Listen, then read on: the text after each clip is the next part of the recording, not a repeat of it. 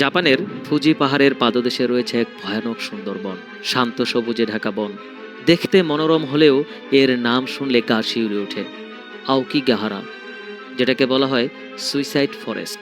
Fuji পাহাড়ের পাদদেশে অবস্থিত এই বন প্রাকৃতিক সৌন্দর্যে ভরপুর, কিন্তু এখানে প্রতি বছর বহু মানুষ নিজের জীবন শেষ করে। প্রশ্ন জাগে, কেন? বিশ্বাস করা হয় এই বনে অশরীরীর আত্মার বসবাস। প্রাচীন জাপানি কুসংস্কার মতে যারা কষ্টে মারা যায় তাদের আত্মা এখানে ঘুরে বেড়ায়।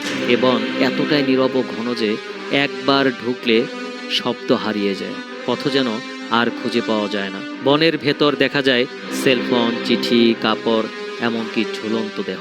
অনেকে শেষবারের মতো ক্যাম্প করে চিঠি লিখে তারপর চিরদিনের জন্য বিদায় নেয়। তবে কি সত্যি বনে কিছু আছে, নাকি এখানে আসা মানুষগুলো মানসিকভাবে এতটাই ভেঙে পড়ে যে এই বন তাদের কাছে মুক্তির জায়গা হয়ে দাঁড়ায়? জাপান সরকার এখানে বহু সতর্কবার্তা লাগিয়েছে, সহায়তা হটলাইন দিয়েছে, তবুও থেমে নেই আত্মহত্যার প্রবণতা।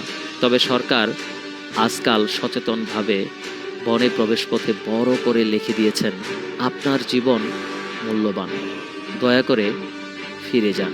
আওকিগাহারা, যেখানে প্রকৃতি নীরব, কিন্তু প্রতিটি গাছ যেন এক একটি হারিয়ে যাওয়া গল্প।